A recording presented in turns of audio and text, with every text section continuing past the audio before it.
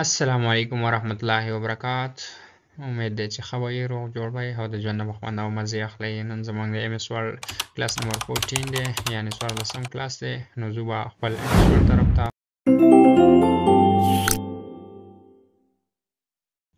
نو موږ به راشو خپل ایم اس ورډ باندې به کلیک وکړو، اوپن به کړو. کله چې موږ ایم اس ورډ اوپن کړو موږ به راشو انسرټ مینیو ته.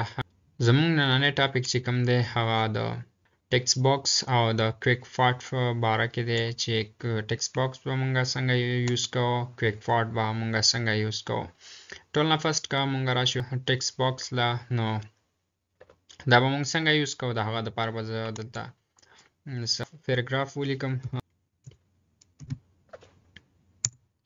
نو دا ما څه پیراګراف ولیکل.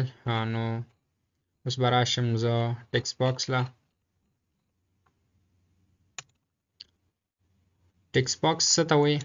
ټیکسټ باکس دې ته وایي چې مثال کې څنګه چې موږ کتلي وي په بوکس کې فاینډ ټو فاونډر لیکلی یا ورته ټیډ بیټ لیکلی.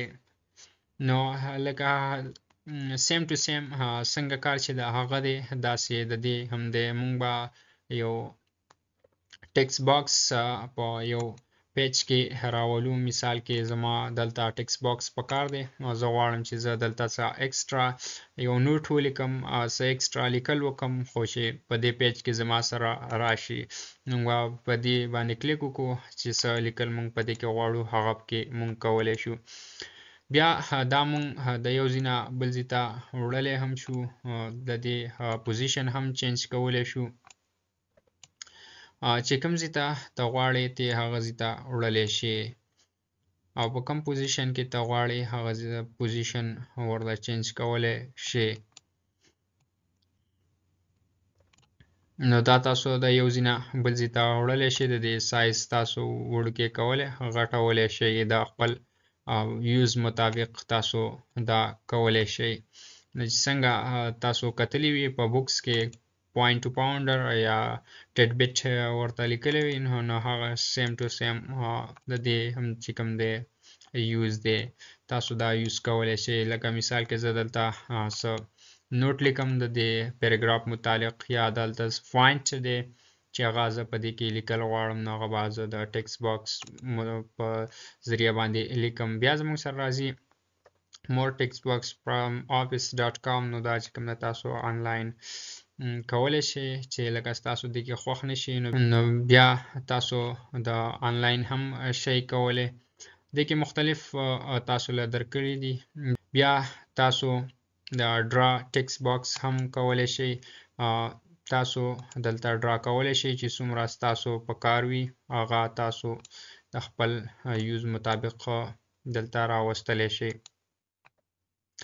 چې څنګه ستاسو ضرورت وي هغه شان تاسو راوستلی شئ. دلته کوم ځای کې تاسو کول غواړئ هغه ځای باندې تاسو کولی شئ. بیا زموږ سره راځي کویک فارټ. کویک فارټ څه مطلب؟ کویک خو آلریډي چې کوم دی یو شیز جلدی کول په یو کار کې، نو هغه ته چې کوم دی کویک وایي. نو بیا چې کوم دی کویک فارټ څه مطلب؟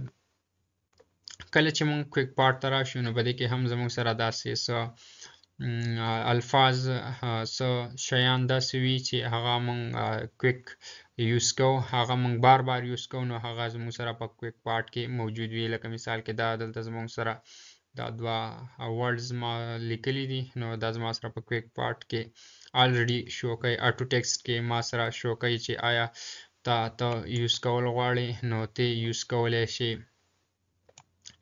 نو تاسو که غواړئ مثال کې زه یو ورډ دی هغه زه زیات یوز کوم، نو بار بار لیکل مشکل وي، نو د دې د وجې هغه تاسو په کویک فارټ کې دلته سیو کولی شئ ځان سره. بیا زموږ سره ډاکومنټ پراپرټي که باندې که تاسو کلیک وکړئ نو تاسو سره به داسې مختلف قسمه نیمز شو شي، کوم کې چې ابستریکټ یا آتر کیټیګري، داسې کمنټس، کمپنی، دا مختلف قسمه شارټ کټس به تاسو سره شو کېږي. که په دې باندې مونږ کلیک وکړو، مثال کې زه غواړم چې زه دلته یو آتر راولم، نو دا زموږ سره دلته ډایرکټ تاسو راوستلی شئ. بیا تاسو د کې چینجز هم شئ کولی. زما مثال کې دی کې بل ضرورت دی زه غواړم چې زه دلته کمپنی راولم، کمپنی نیم، کمپنی ایډرس، کمپنی ایمیل او مختلف قسمه کمپنی فون وغیرہ چې کوم دی زه په خپل فایل کې په خپل لیټر کې زه راولم نو هغه زه دلته راوستلی شم. نو زه به په دې باندې بیا کلیک وکم او دا به زموږ سره مونږه ایډیټ کولی شو چې څنګه تاسو غواړئ دغه مطابق تاسو دا ایډیټ کولی شئ. مثال کې زه به دلته خپل نمبر ولیکم نو تاسو دغه شان لیکلی شئ چې څه ستاسو ضرورت وي هغه تاسو دلته لیکلی شئ. بیا زموږ سره راځي فیلډ کې که موږ وګورو نو دلته چې تاسو څه ضرورت وي هغه تاسو راوستلی شئ، لکه دلته فارمولا یا ایډرس بلاک، ایډوانس، آسک آتر. نو داسې تاسو مختلف قسمه فیلډز دې ته راوستلی شئ، آټو ټکسټ لیست یا هایپر لینک یا مختلف قسم تاسو راوستلی شئ. بیا زموږ سره راځي بلډینګ بلاکس ارګنایزر. دې کې تاته مختلف قسم پیج کور درکړی وي چې ته دا هغه سلیکشن شي کولی. بای ډیفالټ یې تاسو له درکړي وي د کویک اکسس دپاره. که د دې ځای نه موږ نه کوو نو پیج کور موږ د دې ځای نه هم شو کولی سیټ کولی شو، خو دا زموږ سره کویک پارټ دی چې موږ د دې نه کولی شو. دلته زموږ سره مختلف راکلي دي. بیا دلته چې کوم دی زموږ سره بیا د دې پریویو هم موږ ته شو کوي چې دا به تاسو سره څنګه شو کیږي. نو ستاسو په دې کې کم یو هم خوښ وي نو هغه تاسو یوز کولی شئ. په دې کې بیا هیډر فوټر هم تاسو یوز کولی شئ، کور پیج مختلف قسم تاسو یوز کولی شئ. نو چې کله تاسو دغه باندې کلیک وکړئ بیا به تاسو راشئ انسرټ باندې به کلیک وکړئ. نو چې څنګه تاسو انسرټ باندې کلیک وکړئ اټومیټیکلی به دا تاسو سره په فرست پیج باندې شو کیږي.